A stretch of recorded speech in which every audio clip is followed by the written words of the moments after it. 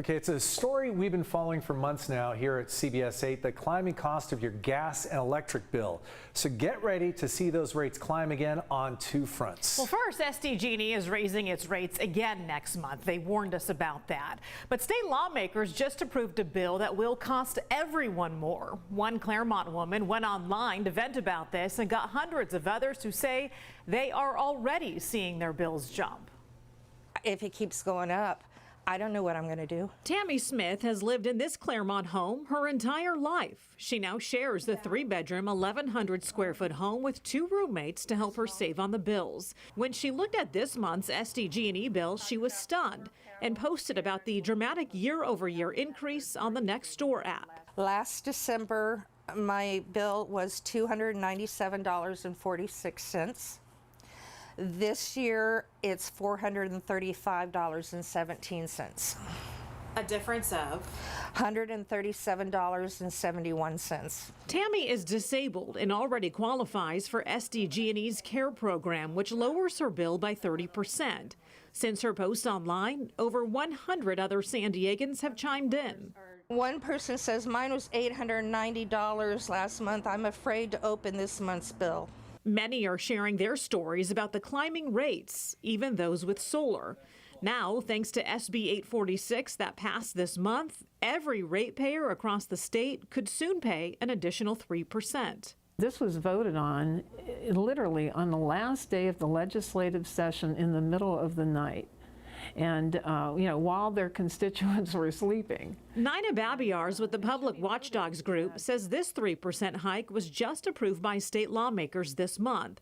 It's supposed to pay for upgrades and repairs to extend the license of the Diablo Canyon nuclear power plant, which is in Northern California. All ratepayers in the state of California, regardless of location.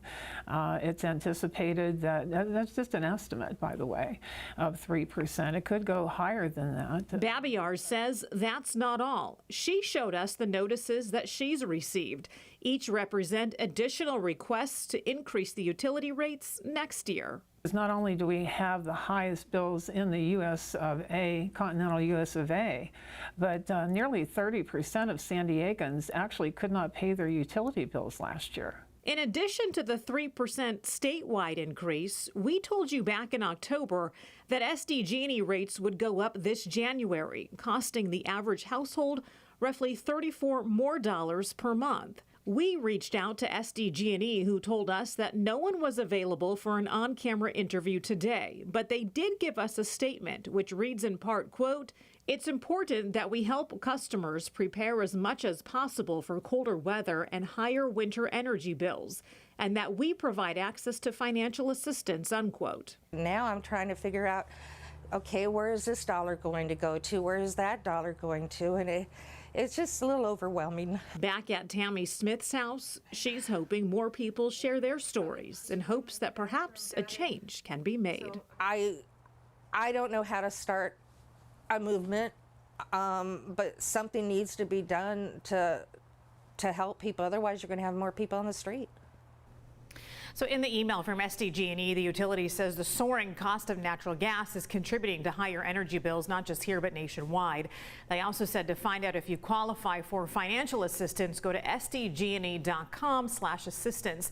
Now, to further clarify the passage of that SB 846, that 3% hike we just told you about in that story, well, public watchdogs say written into that bill is the fact that the CPUC does not have to have any public hearings on it. All this distressing to ratepayers. Anybody who lives in San Diego is paying a power bill of some sort. Seeing people suffer like that kind of a jump year to year, that's not tenable. Think about if it did at the same rate next year, that would be up to almost $600 a month. It's not okay. Not sustainable, especially for a San Diegan like Tammy, who's already on a fixed income and said that she's having to have roommates in order to supplement the difference. Now to be faced with this, considering she's already getting financial help from SDG&E, it does appear to be unsustainable for many. We have regulation by the state, the CPUC, but a lot of people are going to start looking at them and asking them if they are doing their job. Yeah, we'll see more to come for sure on this story.